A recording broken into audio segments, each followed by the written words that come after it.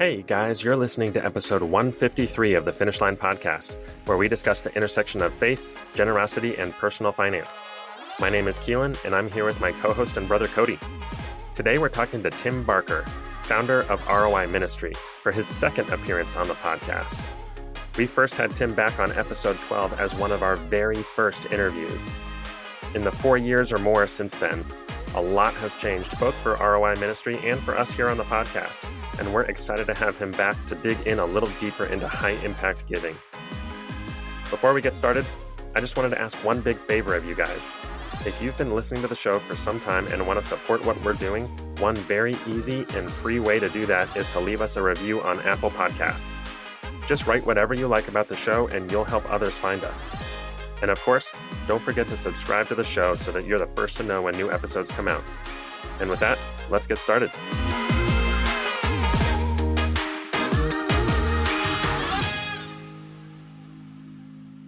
All right, we're here for round 2 with Tim Barker. We were so fortunate enough to have him back on episode 12. And now here we are 4 years later. A lot has happened in that time, and we are excited to dig in on a whole nother level. So Tim, thanks so much for being with us. Thank you. Some listening may have already heard the first round back on episode 12, but maybe you can give us a little bit of a refresher on some of the highlights of just your personal background and your story for those who are not already familiar, and then we can pick up from there. I would love to. So I'm just this average guy, grew up in Southern California, San Diego. Loved going to the beach, but I grew up in the mountains and just had an interesting story where we started out in a trailer park, worked our way into a house, and my parents gave me a great work ethic. And long story short, it's just really blessed to have some great people in my life and a sort of a rags to riches story, and ultimately running my own business and then getting the opportunity to travel the world with John Maxwell's organization, Equip, and God in that time gave me a heart for the world, and just prayed a very dangerous prayer. God, do whatever you need to do so that we can make a greater impact with this business and family and this life that you've given me. And again, very dangerous prayer. He answered it in a way I wouldn't wish on an enemy. But during that time where we lost everything except the house, we barely hung onto it, lost the 401k, the business, it was over a 2 to 3 year process, being in litigation, just agonizing. But during that valley, he answered that prayer. He directed me to starting a ministry where we could not just impact tens or 20s or hundreds of people in our lifetime, but thousands and millions. And so that became ROIministry.org. And from there, God restored the years that locust ate. And from that is how I found you guys. I think you were using some stuff on our website, and I reached out to you and said, "Hey, I'm glad to see our material. You have permission." and I think that's where our relationship began. And since then, a lot of exciting things have happened. As I mentioned, God not only restored the years that the locust ate in our lives, but gave me a lot of influence within my industry and within this generosity space. So a lot of great things going on. Yeah, Tim, just thinking back to 4 years ago when we last did an interview, man, that conversation with you had such a profound impact on me as a Christian, as a giver. It just really expanded my perspective. And you've introduced us to so many incredible people that have really changed the course of our focus, our understanding of what generosity looks like, how to give effectively, questions to ask ourselves. And we're just super grateful for who you are, what you've been up to. But we'd love to hear, since 2021, what has God been up to in your life? I'm glad you asked. So I had, after having my own business, saying I would never work in my industry again and eating those words, and then God using that to develop me as not only a leader in my industry, going from contractor to consultant, serving Fortune 500 companies. In the last 4 or 5 years, stepped away from one of the largest design engineering firms in the world, where I was a director, to starting my own consulting firm. And that has taken me now around the world. I've got a few clients in Australia, as I mentioned, Fortune 200 companies, and it's been exciting. But what's been more exciting, which has led to one of the reasons we're talking today, this book, was I realized that we had started making a difference. Our motto at ROI Ministry is to know you're making a difference. And when we got started after that crash and burn story over a decade ago, we didn't know if we were. And we would meet organizations that we wanted to promote and share with others. And we would tell them through our top 10 promotion that hopefully someday it matters that you're on our list. And now we know it matters. And we've got some of the largest organizations in the world that want to be on the list, smaller, very impactful organizations. But I just realized over the last few years, we could be increasing that impact 5 to 10 times, and started praying about it. Although things were going great at work, saying, God, what do you want me to do? And God laid on my heart, Tim, write a book, which is kind of a joke. My wife's a journalism major. I am not. And it was not something I wanted to do. A lot of people do it for their egos, or they even call it vanity publishing. And I said, well, I want none of that. But God challenged me. He said, you've got some very interesting story. What makes a very interesting story is somebody who's crashed and burned and has made it back. And I've crashed and burned in every area of my life. Previously married, the business, my faith. I mean, there's not an area where I haven't failed miserably. So it makes for a lot of entertainment, reading, and many tears. But again, knowing that we have a Lord that can bring beauty from ashes. And so that's what my story is about, is really not giving up, because you don't know what God is doing through that time of refining and where he's going to take you. And again, my second wife and I, we've been married 25 years, 3 more kids added on to the first 2, just loving it, being a consultant, no longer a contractor, the people I get to serve and work with, but ultimately knowing that God can use my story to encourage others to not give up when they've had challenges, setbacks, failures, massive failures like I have, and many of which I was at the root cause of the failure. And then knowing that we can go to God for forgiveness and restoration, and knowing that he can use many of those failures to his glory and ultimately to even to our benefit. And so that's really what the book is about, that led to it. And over the last 4 years, just thinking what we can and should be doing now that the major people in this giving space have been encouraging us to say, hey, Tim, this community, the Raw and Blues and National Christian Foundation, Generous Giving. I was just with Daryl Held, went up to meet with Hugh McClellan before he passed away recently to spend some time and thank him for what he's been in my life.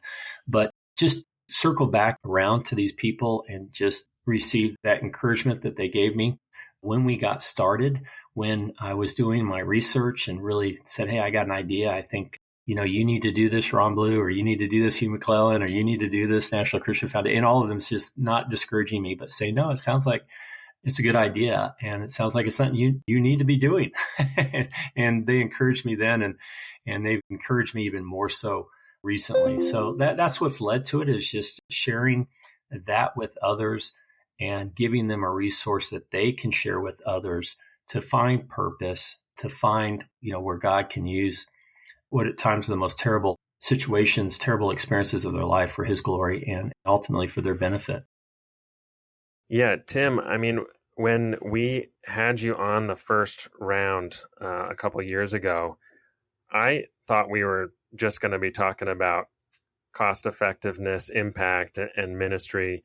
And I had no idea what we would be getting into as you kind of shared some of your personal story and just some incredibly powerful moments that have through many points in your life. And I know that those are, prominent parts of the book now in kind of putting some of that together.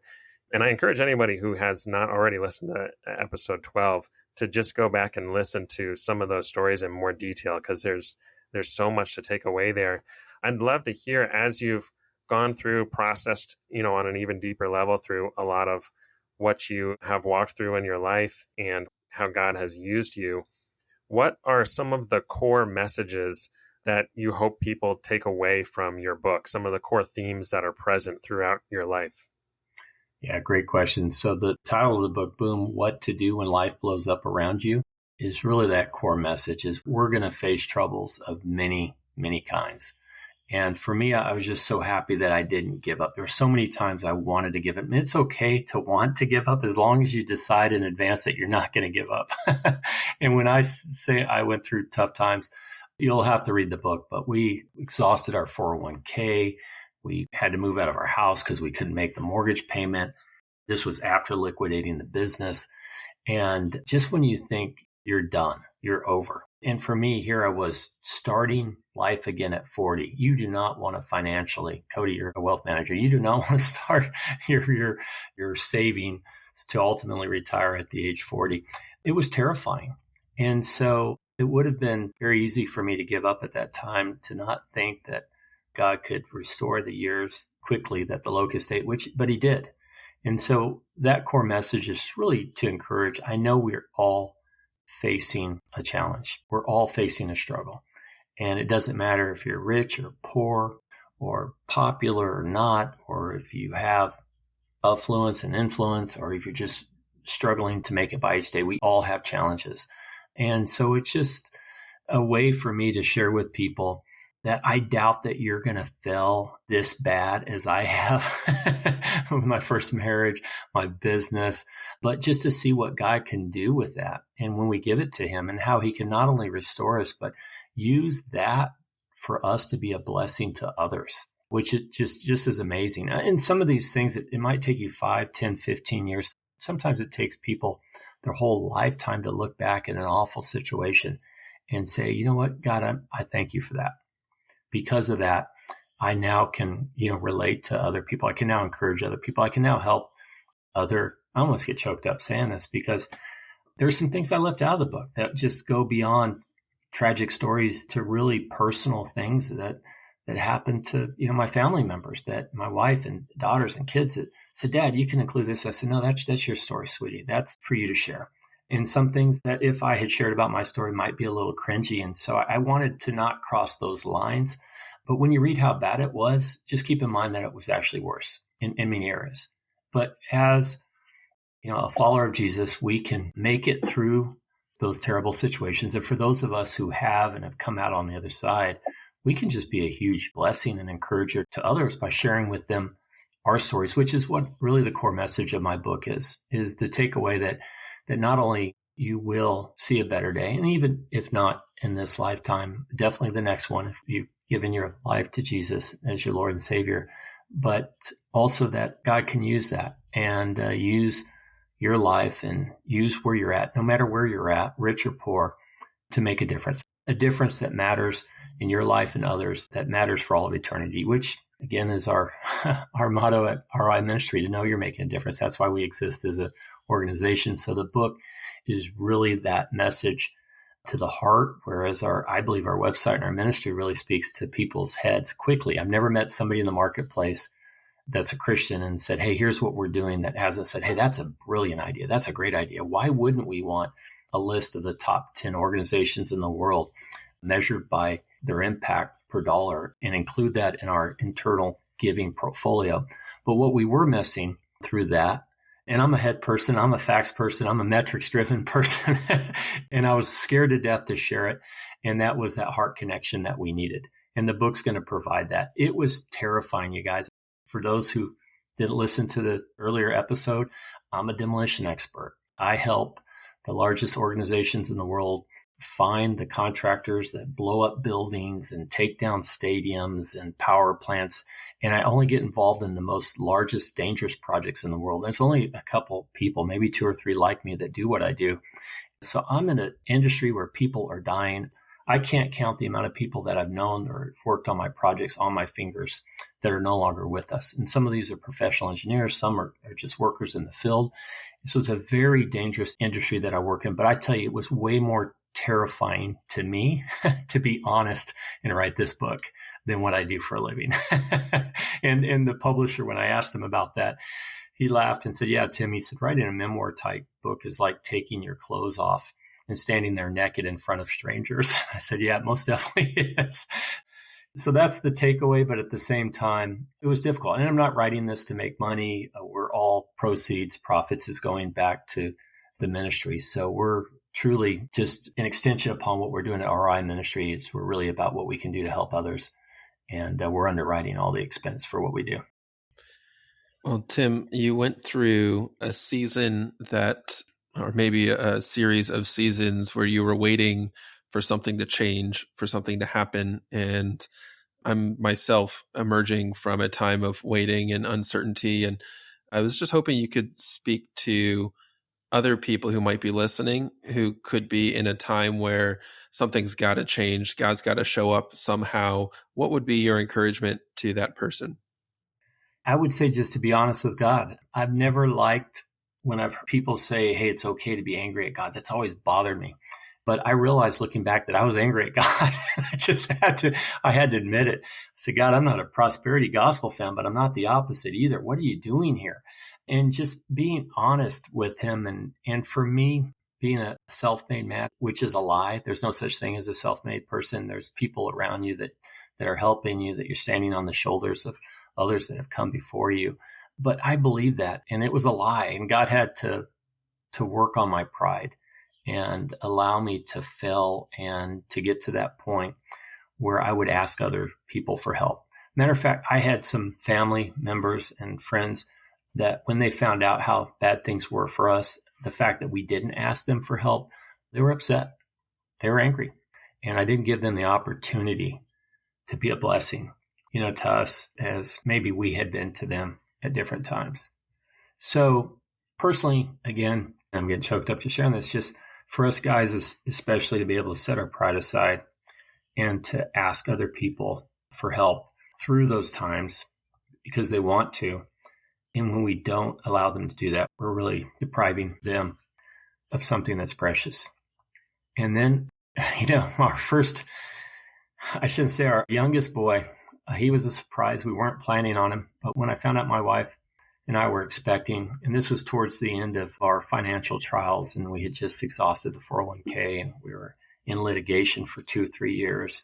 And we ultimately won all those battles, but didn't feel like it, taking a loan, a mortgage on the house to walk away from all your legal issues. But at the end of that, when I found out we were having a child and it was going to be a boy, and people asked what his name was, I had decided it was going to be Joshua. And they said, well, why Joshua? There's nobody in your family named Joshua. What's the reason behind that? Well, how about Jake? Or and I said, it's going to be Joshua. And it was, you've heard this story in the Bible about John the Baptist, his father, saying, nope, it's going to be Joshua. I was dead set on it because Joshua means the Lord saves. And it was as much a proclamation as it was a name. And I said it with my teeth grit, just tightened up and said, Lord, this is a proclamation. His name's going to be Joshua, the Lord saves. And I tell you, from the day he was born, things just started getting better. He just graduated from high school. He's going off to college. So now you know how long ago that was. But again, trust in the Lord with all your heart, lean not on your own understanding, and always acknowledge him. He'll make your path straight. It's been one of those verses I've held on to in those difficult seasons. Yeah, as you were just talking through some of your story, I just happen to be reading through the book of Job right now and just see so many parallels to all that you've walked through. And I don't know if you've ever made that same comparison in your head, but I was just thinking how, all this terrible stuff happened to Job. And just like you said, lost everything. Everything was taken out from under him, including all his family. And then he's, dialoguing back and forth with these friends who were really not that encouraging in the long run. And, at first he starts out very faithful. And I was watching the Bible Project video on Job, so I thought broke it down really helpful. But then he did just what you're talking about. He was honest with God. He's like, hey, this doesn't make any sense. I don't understand what you're doing. Where are you in all this? And each of those guys he was talking to is basically pointing out like, hey, there must be some way that you're offending God. There's some undisclosed sin in your life or something. And, he stands his ground. He's like, I'm doing everything I know to be faithful. And he asks God to answer him. In the end, God does respond, but he never tells him what's going on in the background. In the first chapter, there's all this stuff about Satan and God back and forth, and God never tells him any of that. And in the end, he really just says, trust me that I know what I'm doing and that there is way more going on in the background than you could ever possibly comprehend. And that's just like such a perfect summary of everything that you have experienced in your life, is that God was behind every single step. He had to take you some places. And then there's probably even many things that you've gone through that you will never fully understand until the other side of heaven. But It's just encouraging to know that God's got things figured out on a level that we will never comprehend. And in your life, that has played out in an incredible way. I'd love to hear, as you have wrestled through some of these different seasons, as well as a significant generosity journey in your own life, and also leading a ministry while working full time, what has been helpful in sensitizing yourself to hearing the Spirit in your life? We talked about some of these waiting periods and stuff, but in all these different areas of life, how have you best been able to hear from God? Yeah, great question. And let me go back to Job here real quick. When you're in a difficult time, the book of Job was my go-to. I mean, that really helped me through that time. We know that the accuser, Satan, and the people that came around Job were accusing him of, you clearly deserve this. This is your fault, which was all lies. So even though God restored everything times two, I could tell you in Job's lifetime, it probably didn't matter as much as we think it did. I can tell you the same for the losses that we've experienced, my wife and I. But Job didn't get an answer to his suffering until the other side of eternity. And I don't know how many decades, years, centuries it took for him to look back and say, thank you, God, for that. But I guarantee you, it probably wasn't in his lifetime, and it may have been a little while thereafter. But praise God that Job is probably okay. I guarantee he's okay with what happened to him now because of what it gave us, right? And I feel the same way with the setbacks in my life. I'm like, God, I'm going to be okay with it now because maybe it's going to help, somebody else that's going through a similar time.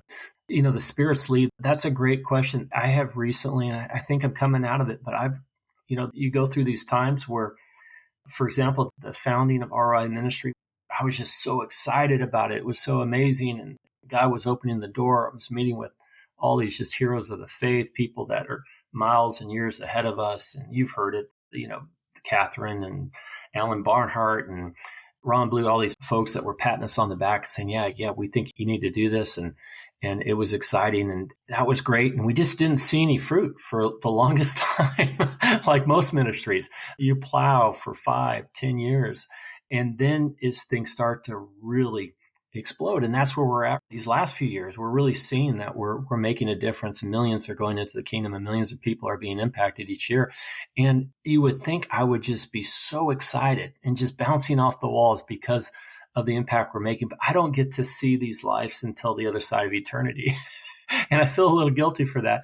Again, we're not doing it. We're just providing a bridge. We're finding the top 10 and we're freely providing them to the body of Christ to invest in them and hopefully include them in their eternal giving portfolio. But I was just thinking, God, where's that feeling? And God's just been allowing me to go through a valley, just through a time where he's just been quiet. And I spend a lot of time on the road and traveling. I just realized that I needed to just be in God's word every day. And it's interesting because I spend more time in God's word, reading his word, great books, whether it's Tim Keller or Dietrich Bonhoeffer, or, whoever the inspiring author is that I look up to while I'm on the road. And I'll do it more during these valleys than I will during the hilltops, just because I know that I just need to be connected. I can't stray away, not because I'm so great or good, just because I don't want the consequences that come along with it. I know God will forgive me, but, I don't want to lose my respect and the love that I have for my family and friends. And so I definitely love to meet people that are in that time of their life where God's just directing every step and he's speaking loudly to them. And then there's other people like me just coming through this time of just God being silent and just having to seek him harder and just get quiet, which is very difficult for me being a busy person. Yeah, Tim, I would love to hear from your perspective as you've been pursuing this call on your life for quite some time now. And you were in those conversations in the early days where people were saying, this is a need. And I think you're the person that's going to step into this. Have you noticed in the generosity community, in the broader church, that there is more of a focus on making sure that there is impactfulness to some or most of our giving? I know that there's a really wide variety of perspectives on giving, but your focus has been so helpful and clarifying for me as an individual. Have you seen that as a broader theme across the generosity community? Most definitely. And it's in the conversation, and we're excited about it. I believe it was more of a prophetic gift that God gave us with ROI Ministry, just so that the giving community would think about where and what they're giving to. I love generous giving. I love National Christian Foundation and others that do what they do and showing people how to give in ways where they aren't just giving it all to Uncle Sam, but they can have a decision in where it's making a greater impact and give more. But the piece of the puzzle that was missing, and nobody wanted to step into this space. And for many reasons why. You have to have backbone, I can tell you. I won't get into that. It's a brave space, but to say and look for organizations that are making the greatest impact, and then challenge the giving community that there's a reason why Jesus added mind when he reached back into the Old Testament to share the Shema. And when he said that, you got to keep in mind, every Jewish person recites that verse every day. And so when he said to love the Lord your God with all your heart and added mind, soul, and strength to it, they didn't miss that. We do today. We don't think it's a big deal. Well, it all kind of blends together. I don't think so. Jesus, God incarnate, said no idle word. I can promise you that.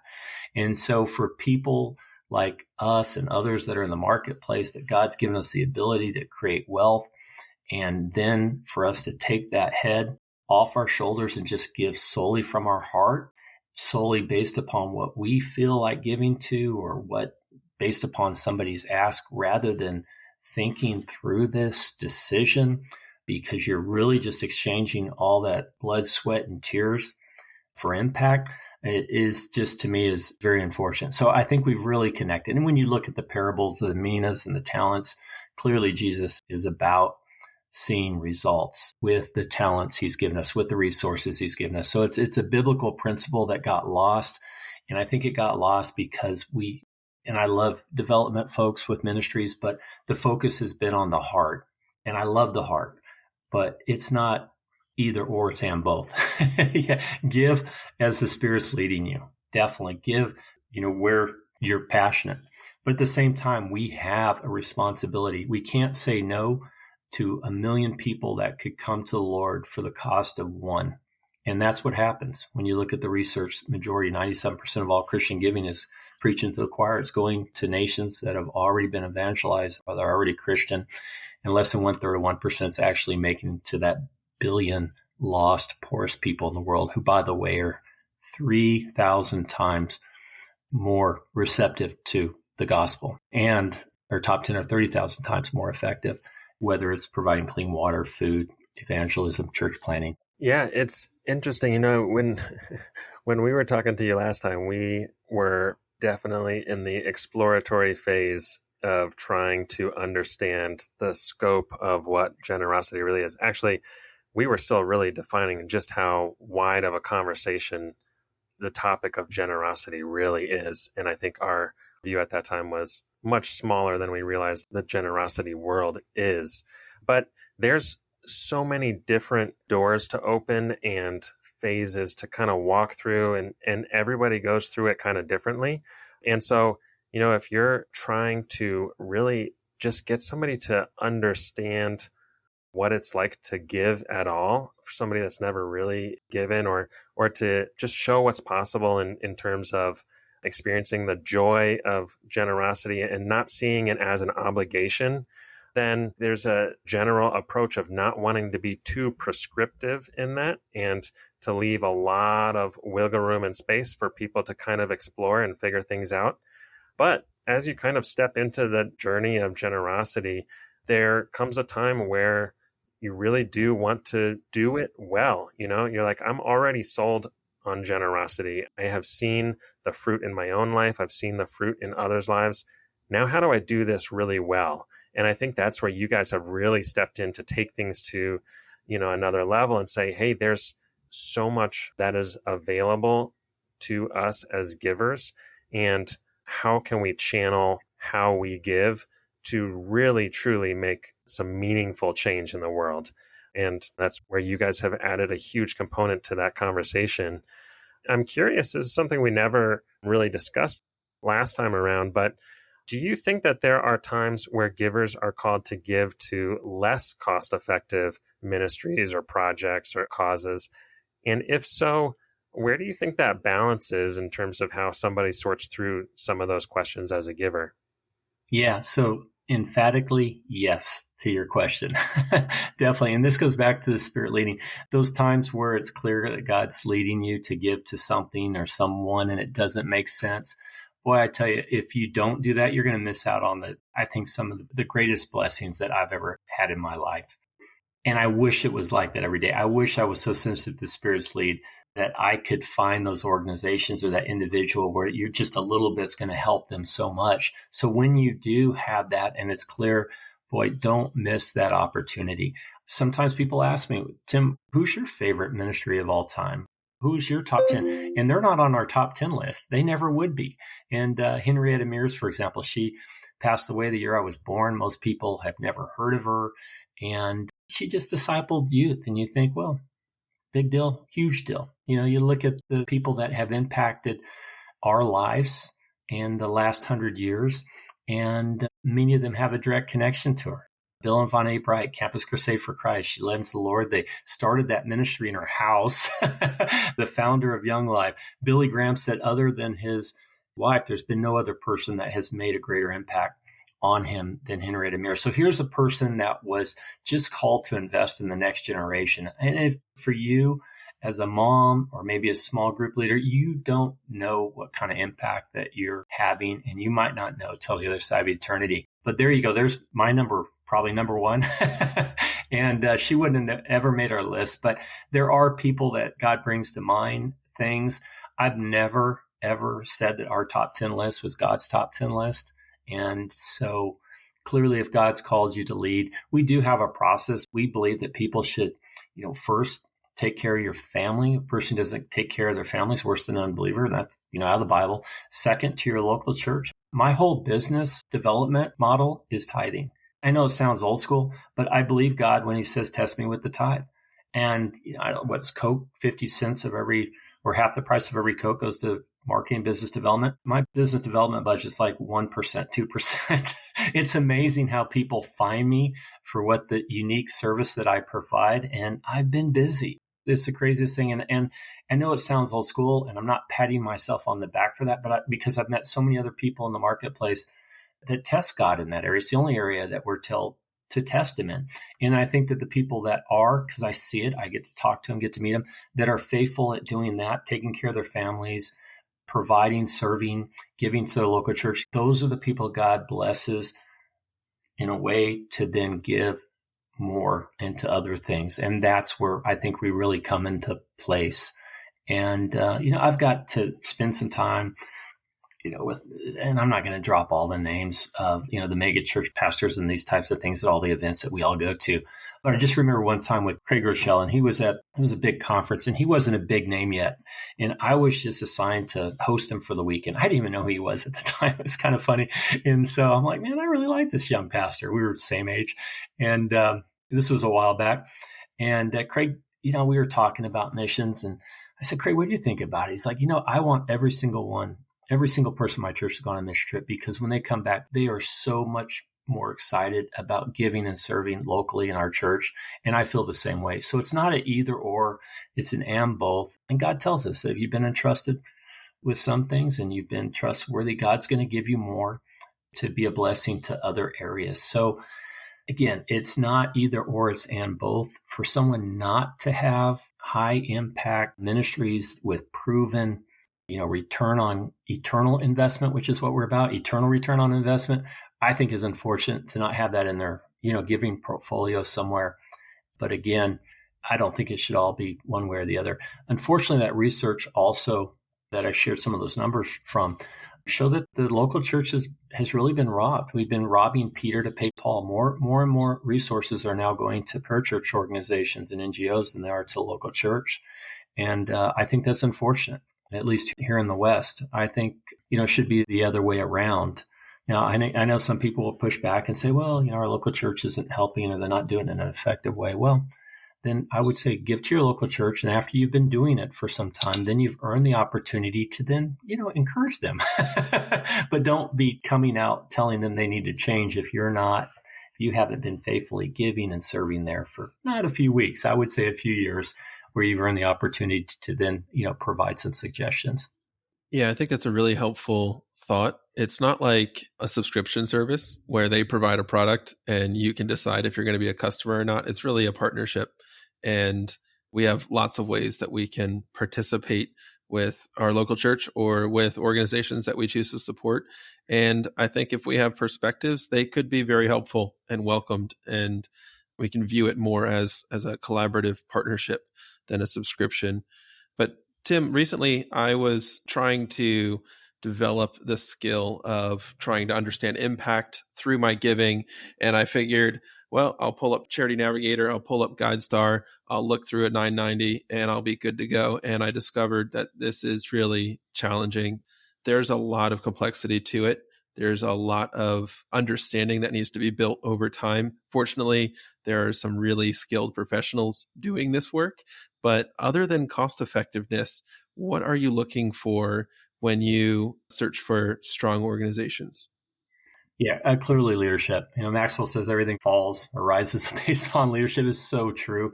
Looking at the integrity behind that chairman of the board, CEO, the executive director, whoever's steering that organization. And what we find most often in our top 10, almost across the board, is people that were successful and walked away from that or used that to then start a ministry at a fraction of their former incomes.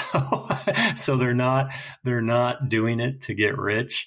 They're doing it to make a difference. They've moved from that success to significance. And that's what we're looking for too. People that realize that success is empty. It's not rewarding. It is rewarding, but for a time, and then it goes away. You buy that new car, that new house, the second house, that boat, whatever it is. And you think, yeah, this is great. And then after, a few months, the old saying, not that I own a mega yacht, but the two favorite best days in the life of someone that's bought a yacht is the day they buy it and the day they sell it, when they find out how much of a burden it is and how expensive it is to maintain it, insure it.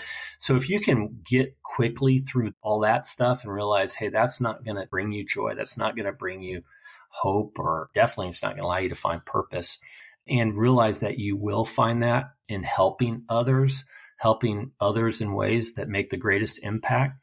I would say that you need to do that in many ways. I want to involve my family. I want to touch it at times. When I say a person doesn't take care of his family, it's worse than an unbeliever. Well, part of that is your local church, giving, supporting, serving together.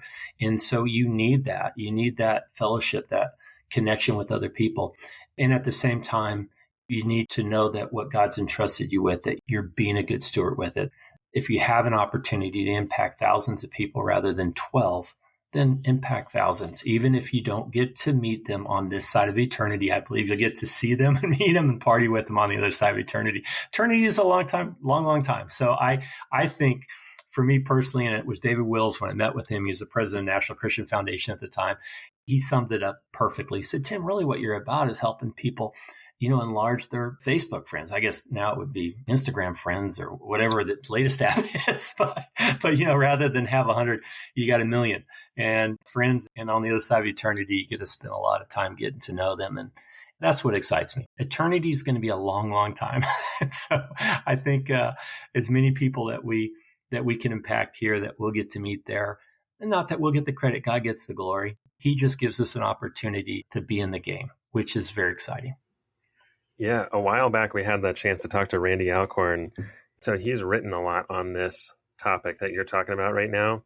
And we hit him with a whole bunch of questions on it about eternal rewards, giving, generosity. How does it all fit together?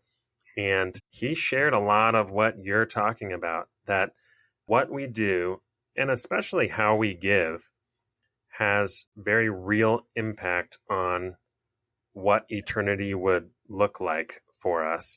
And I think a big part of it is what you're talking about. If the lives that are interconnected with ours in this life will ripple through eternity. And like you said, if you have the chance to impact 10, 20, 30 people by giving in one way, or 10, 20, 30,000 people by giving in another way with the same resources. Just think of the conversations you'll be able to have, in heaven one day with all of those people about, where they came from, what God was doing in their life, the piece that you played in, partnering with an organization or this or that to make some of that happen. And obviously God gets all that glory, but he chooses to do almost everything through people, and we are people. And so we get to be a part of that. So I just, I've always thought about that after he shared that, and it makes you think, about how you give, how you use your time, all the things you do. How does it affect people? Keelan, that's such a great insight. I mean, Jesus speaks directly to it in the parables of the minas and talents, and he talks about eternity. And you were faithful here with 5 cities. You're going to have that in eternity, or 10 cities, and it's your capacity. I don't think it's your mental. I think it's your capacity to be a good steward with what God's given to you. I love the story of the widow's mites. She provided, 2 mites. She was providing it to the synagogue that employed the people that sought down and had Jesus killed. And he knew that in advance. And here he is honoring her because of her heart, right? Now, so you can't take that away from her, that she's been honored for all of eternity because of her heart, because of her commitment, because of her sacrifice. But you take that same person and they're a multimillionaire, then at that time, God's looking at them to say, okay, are you using your head? Right? Mm-hmm. So and at that time, as you mentioned, that person, that 10 talent person, that 5 talent person, were they able to double or multiply it? Or unfortunately, that 1 talent person, did they bury it? Were they cast out in the darkness where there's gnashing of teeth? Well, that doesn't sound like a good place, right? But as Randy said, and I read that book, I loved it. You're right. The Bible makes it very clear. What we do with what we're entrusted with here determines, not that we get in, that's the gift. Jesus paid that price. We just have to accept that free gift, but how we spend eternity and what responsibilities we'll have in eternity. And I'm just excited. I don't think I'm going to have a huge mansion or a great crown, but I'm very excited that I'm meeting the people now in my lifetime that I know are going, that I hope, they remember me and let me visit their mansion. But the Barnharts and, and the others that have truly walked away from great wealth here to make a great impact there. They encourage me just as they encourage you guys. And, Bill Bright taking a very modest salary and having one of the largest ministries in the world with Campus Crusade at the time, which is now Crew, and others. But yeah, I love Randy's book. And it does encourage me to see people make that kind of sacrifice and how God entrusts them with valuable resources to make a greater impact. Yeah. And building on that, even if you look at all the, first will be last will be first, all this stuff, I have a feeling that, when everything is all said and done, the people with the real mansion, if you say it that way, are going to be the people in these third world countries and really remote regions, either those who are suffering, come to faith, and then are just working in their own communities to try to spread that, or the people who are on the front lines in these ministries that we're talking about on your top 10 list or others, that God is doing powerful things all the time. And in the places of the world that especially you guys focus on with ROI Ministry, I think the visibility of how radically God is working is that much more tangible. Yeah, I could go on for hours and hours and share with you the stories of those frontline people, and I agree with you. And I go to a big mega church. I won't mention which one because if you don't go to my church, you might not like it. But if you do, you'd love it. But I remember our pastor saying one day that when he was in seminary, rooming with a missionary from Africa, and has stayed in contact with this person, over the decades and years. And he said that. He said, I hope I get to visit him in heaven because the sacrifice that he makes is compared to what sacrifices I make as a mega church pastor with all the benefits that come with it. And I agree with you 100%. It's where our hearts are, and only God knows that, and the level of sacrifice that we make. And I believe, you cannot give God. As we become faithful servants or move in that direction, he gives us more to even make a greater impact. And if we're faithful with that, we get more. And if we're not, we go the other direction, which I've done many times. Yeah. So there's another kind of area that I wanted to get your opinion on. On your top 10 list, which is very well laid out, you cover a range of problem areas on there. There's, clean water, hunger, evangelism, discipleship, broad kind of range of problem areas. I know you guys are focused on cost effectiveness. Where can you get the highest eternal kingdom ROI through your giving? And, if you're looking at just clean water, for example, it's not too hard to line, a couple organizations up and say, all right, for $1, for $100, for $1,000, how many people are really receiving clean water? How effective and sustainable is that work? And to put some numbers and data behind that, which is, I know, what you guys do with the help of Calvin Edwards. But it's a little trickier to compare clean water to hunger alleviation, to evangelism, especially domains that kind of differ quite a bit. So how do you guys think through that as a ministry in terms of which problems are represented and kind of how to compare across different problem areas like that? Yeah, I love the question, and God answered it for us. This is because we simply use measurable kingdom impact per dollar. That's it. That's our metric. Let me say it again, measurable kingdom impact per dollar. And so we never went out to evenly divide our top 10 into compassion, evangelism, discipleship, church planting, but it ends up being like that every year. Now, the numbers change a little bit. And the other thing that we're excited about is that our top 10 are partnering together. So one, providing clean water you can provide someone clean water for $2 a year, which is amazing. But again, it's measurable kingdom impact per dollar. That's great. You're providing water, but then how are you using that to share the gospel? How are you using that to direct people into the local church? And so we get into all of that.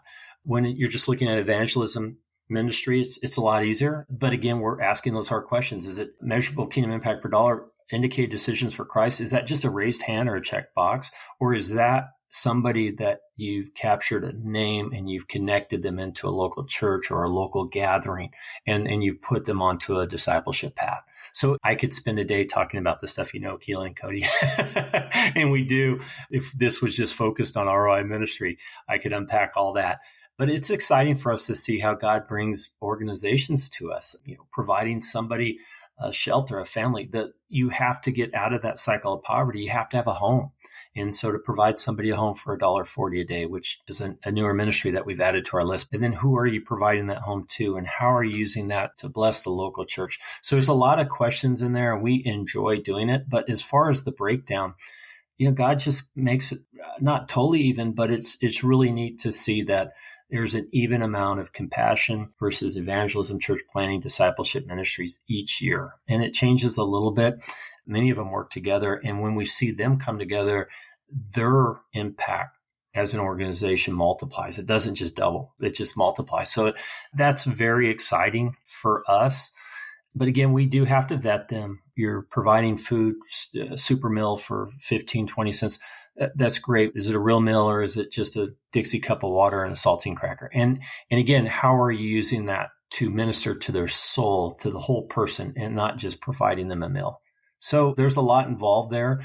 As a board, we spend a lot of time vetting. I spend a lot of time looking at new ministries. We have the Q2 process, qualification, quantification online that ministries can just go to and fill out the list. And then for those that don't make it, I always encourage them and say, hey, you might not be on our top 10 list, but if you're doing what God's called you to do, you're on God's top 10 list. Again, as with our recent success over the last several years, in all our top 10, they plowed. And God will test you that 5, 10 years before. Rarely do we see an organization just comes right out of the chute and they're just doing great things. There's usually a lot of time.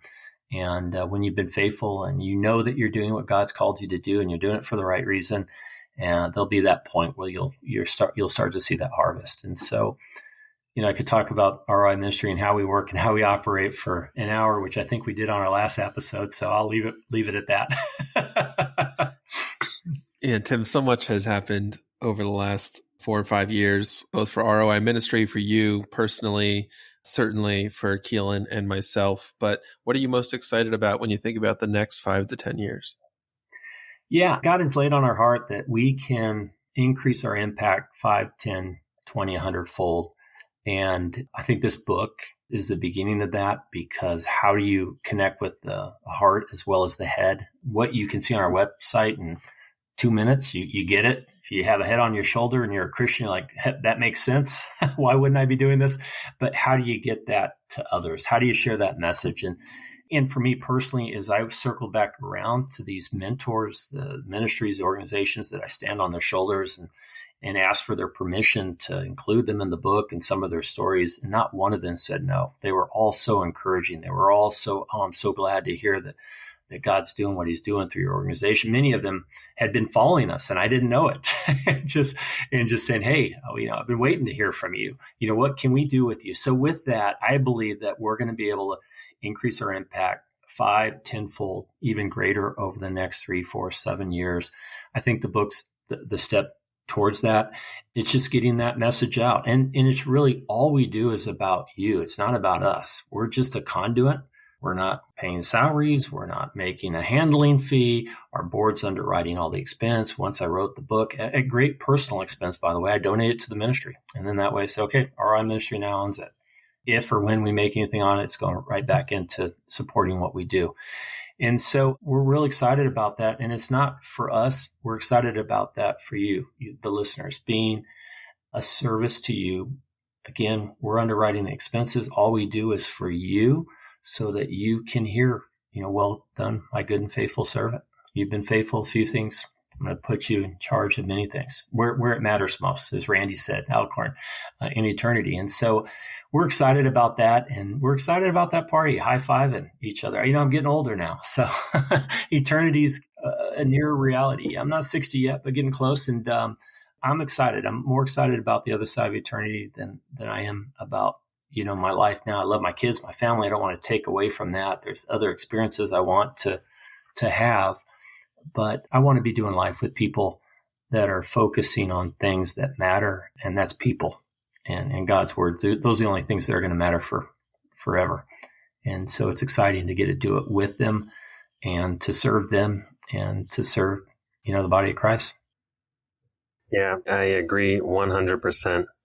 Well, Tim, where can people find your book? I know it just came out recently. Where can they find that? And also, where can people learn more about ROI Ministry? You can find both at the same place. Go to roiministry.org, roiministry.org.